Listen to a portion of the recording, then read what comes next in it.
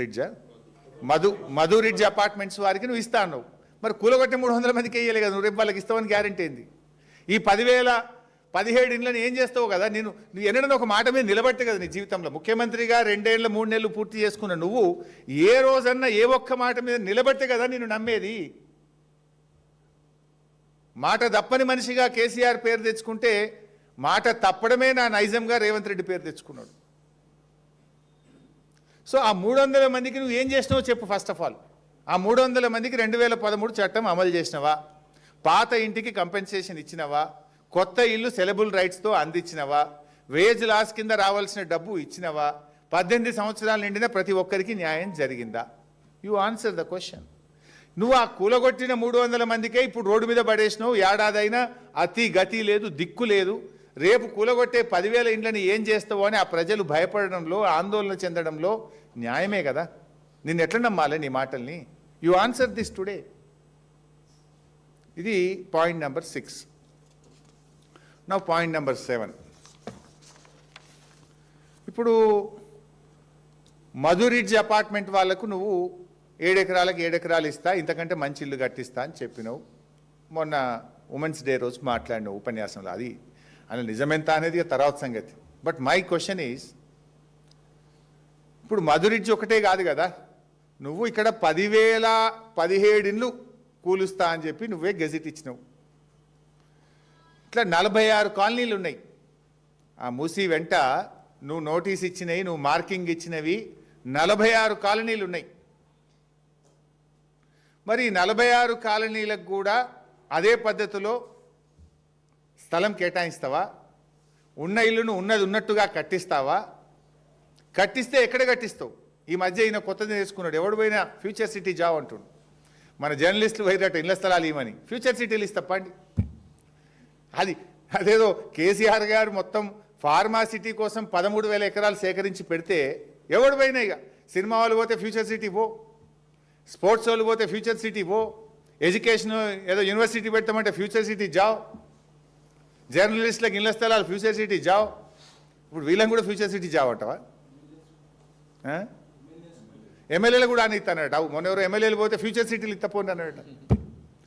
అదేదో అప్పనంగా వచ్చినట్టు.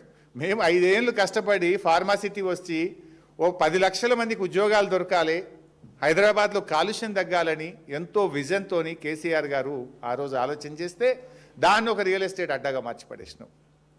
సో మై క్వశ్చన్ ఇక్కడ క్వశ్చన్ నెంబర్ 7, నువ్వు వీళ్ళకి ఎక్కడ ఒక మధు రిడ్జ్కే ఇస్తావా? ఆ 46 కాలనీలకు ఇస్తావా? ఒక మధు రిడ్జ్ అపార్ట్మెంట్కే ఇస్తావా? ఈ 17 ఇండ్లు ఏదైతే కూలుస్తా అని తెలంగాణ ప్రభుత్వం రేవంత్ రెడ్డి గెజిట్ ఇచ్చిండో ఆ 17 మందికి కూడా ఇళ్ల స్థలాలు ఇచ్చి అదే పద్ధతిలో ఇల్లు కట్టిస్తావా? కట్టిస్తే ఎక్కడ కట్టిస్తావో కూడా చెప్పాలి.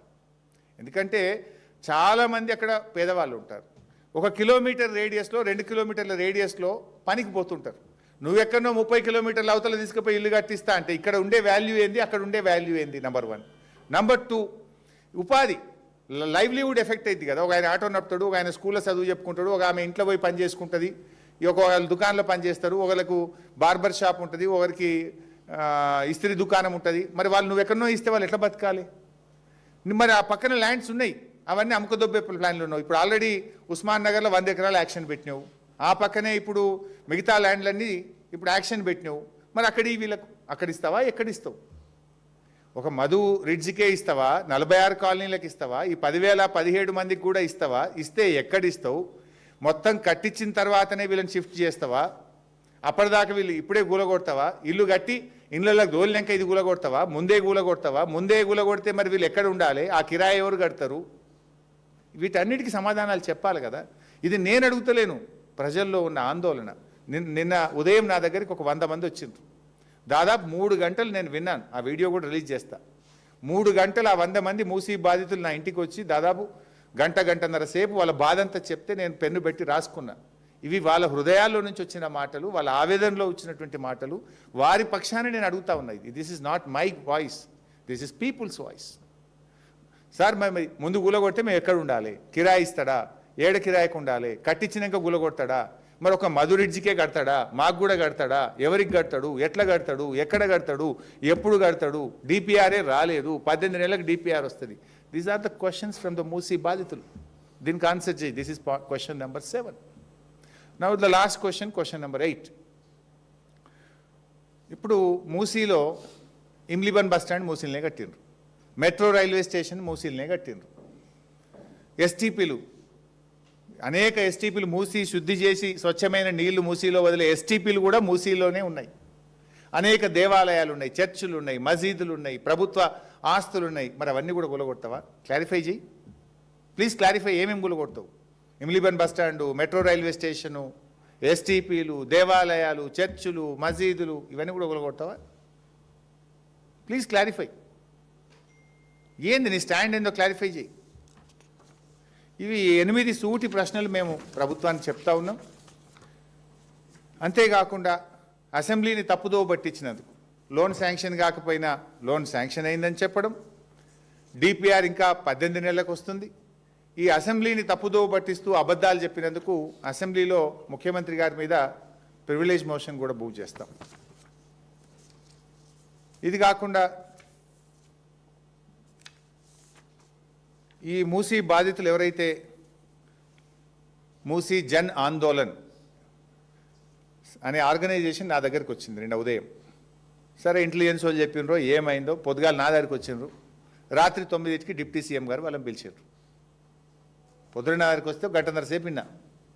అరే ప్రతిపక్షం వాళ్ళ దగ్గర పోయింది అనుకున్నారో ఏందో, ఆదరబాదగా నేను రాత్రి 9 గంటలకు వాళ్ళని పిలిచిండ్రు. ఓ 2 గంటలు మాట్లాడిండ్రు.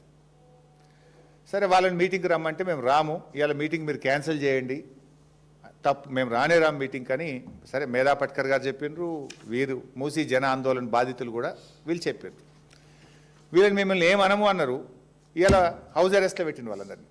ఇందులో ఒక మనిషిని పొద్దున్నే పోలీసులు పోయి హౌస్ అరెస్ట్లో పెట్టిండ్రు. అంటే మీ తీరు ఎట్లా ఉన్నది అనడానికి చెప్తా ఉన్నా. నిర్బంధాల మధ్య, భయాందోళనల మధ్య బలవంతంగా చేసే ప్రక్రియ కాకపోతే ఎందుకు ఇవాళ హౌస్ అరెస్ట్లో పెట్టిండ్రు? ఈ మేము అడుగుతున్నటువంటి ఈ సూటి ప్రశ్నలకు సమాధానం చెప్పాలని చెప్పి కోరుతా ఉన్నాం. లాస్ట్లో ఇంకొక విషయం కూడా నేను చెప్పాలనుకుంటున్నా. ఏంటంటే ఈ మధ్య రేవంత్ రెడ్డి గారు, నేను పేపర్లో చదివాను, రేవంత్ రెడ్డి గారు మాట్లాడుతూ మేము ఈ మూసీ ప్రక్షాళన శంకుస్థాపనకు కేంద్ర మంత్రి రాజ్నాథ్ సింగ్ గారిని కూడా ఆహ్వానిస్తున్నాము అని అన్నారు. నేను I want to ask BJP రాష్ట్ర నాయకత్వం కావచ్చు, కేంద్ర ప్రభుత్వం కావచ్చు, అంటే మూసీ పేరిట రేవంత్ రెడ్డి చేస్తున్న విధ్వంసానికి, మూసీ పేరిట రేవంత్ రెడ్డి గారు చేస్తున్నటువంటి దోపిడికి, మూసీ పేరిట రేవంత్ రెడ్డి గారు చేస్తున్నటువంటి రియల్ ఎస్టేట్ దందాకు మీరు సహకరిస్తారా? ఎట్లా రాజ్నాథ్ సింగ్ గారు ఈ ఫౌండేషన్ స్టోన్కి ఎట్లా వస్తున్నారు? ఆయన వస్తున్నారో లేదో ఆయన తరఫున నాకు తెలియదు, రేవంత్ రెడ్డి గారు చెప్తున్నాడు. రాజ్నాథ్ సింగ్ గారిని పిలుస్తున్నాం, ఆహ్వానిస్తున్నామో అన్నాడు. ఈ దోపిడికి, ఈ రియల్ ఎస్టేట్ దందాకు, ఈ పేదల ఇండ్లు కూల్చడాన్ని బీజేపీ సమర్థిస్తుందా? క్లారిఫై చేయాలని చెప్పి నేను అడుగుతా ఉన్నా. గతంలో కిషన్ రెడ్డి గారేమో మూసీ పరివాహక ప్రాంతంలో ఇళ్లలో నిద్ర చేస్తానని బయలుదేరినాడు, యాత్ర చేసినారు. మరి ఒకవైపు మీరు యాత్ర చేస్తుండ్రు, నిద్ర చేస్తున్నాము, దీనికి వ్యతిరేకమని కిషన్ రెడ్డి గారు చెప్తున్నారు. ఇంకొక వైపు రాజ్నాథ్ సింగ్ గారు దీని శంకుస్థాపనకు వస్తున్నారని ముఖ్యమంత్రి గారు చెప్తున్నారు. ఏది నిజం? బీజేపీ మూసీ బాధితుల పక్షాన ఉంటుందా, ఈ దోపిడీ చేస్తున్న రేవంత్ రెడ్డి పక్షాన ఉంటుందో కూడా ప్రజలకు క్లారిఫై చేయాలి. ప్రజలకు పక్షాన నేను బీజేపీని కూడా అడుగుతా ఉన్నా. ఎందుకంటే దీనికి అనేక అనుమతులు కేంద్ర ప్రభుత్వం ఇవ్వాల్సి ఉంటుంది. ఎన్విరాన్మెంటల్ క్లియరెన్స్ కానీ, లేదా ఏదైనా world bank, Asian development bank, any external aid రావాలంటే కేంద్ర ప్రభుత్వం అనుమతి కావాలి. మరి కేంద్ర ప్రభుత్వం వీటికి అనుమతులు ఇస్తుందా? రాజ్నాథ్ సింగ్ గారు వచ్చి దీంట్లో పాల్గొంటారా? ఈ దోపిడిని బీజేపీ సమర్థిస్తుందా? ఈ పేదల బతుకులు విధ్వంసం చేయడాన్ని బీజేపీ సమర్థిస్తుందా, వ్యతిరేకిస్తుందా అనేది కూడా ప్రజలు క్లారిఫై చేయాలని చెప్పి కోరుతూ థ్యాంక్ యూ.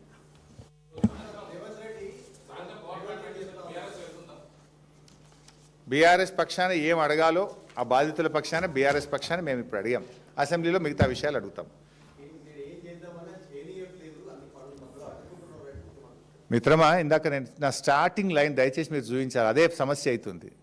ఫస్ట్ నేనేం చెప్పినా, మేము మూసీ రిజర్వేషన్కు అనుకూలము, నది ప్రక్షాళనకు మేము అనుకూలము. ఇప్పుడు ఒకసారి మూసీ సుందరీకరణ అన్నావు, ఒకసారి మూసి పునర్జీవము అన్నావు. ఇట్లా నువ్వు పూటకో మాట చెప్తున్నావు. మేమేమంటున్నాము, నది శుద్ధి చేయాలి, నదిలో స్వచ్ఛమైన జలాలు పారాలి, ఇది మా విధానము, మేము ఆ విధానానికి అనుకూలంగా మేము చర్యలు చేపట్టాం. దాన్ని నువ్వు కొనసాగించు. మూసీలో మురికి పారదోలడానికి మేము సిద్ధం. మూసి శుద్ధి చేయడానికి 10,017 ఇళ్ళు కూల్చడానికి సంబంధం ఏంది? మూసి శుద్ధి చేయడానికి 3,200 ఎకరాల సేకరణకు సంబంధం ఏంది అని అడుగుతున్నాం మేము. You clarify. వీఆర్ ఫర్ మూసి శుద్ధి చేయడానికి, రీజనరేషన్కు మేము ఉన్నాం, వీ సపోర్ట్. కానీ ఇండ్లు కూలిస్తే సపోర్ట్ చేయం. మూసి ముసుగులో రియల్ ఎస్టేట్ వ్యాపారానికి సపోర్ట్ చేయం. ఆల్రెడీ మేము ఒక 5 కిలోమీటర్లు చేసినాం. మా కేటీఆర్ గారు, అప్పటి మూసి రివర్ డెవలప్మెంట్ కార్పొరేషన్ చైర్మన్గా ఉన్న సుధీర్ రెడ్డి గారు ఒక ఇల్లు కూల్చకుండా 5 కిలోమీటర్లు మేము డెవలప్ చేసి చూపించాం. మొన్న కూడా మా వాళ్ళందరూ అక్కడికి వెళ్ళి ఆ ప్రోగ్రామ్ కూడా చేసి ఆ బ్యూటిఫికేషన్ కూడా చూపించారు. ఇప్పుడు కూడా చెయ్యి. అరే ఊకే ఇండ్లు కూల్చుడేంది విధ్వంసం. వాడ ఆ ఇరాన్ గల్ఫ్లో జరిగే యుద్ధం మీద ఇండ్లు కూల్చుడు ఎట్లుందో రేవంత్ రెడ్డిది గట్లే ఉంది. వాడు బాంబులతో కూలిస్తే వీడు బుల్డోజర్లతో కూలుస్తాడు, అంతే తేడా. Thank you.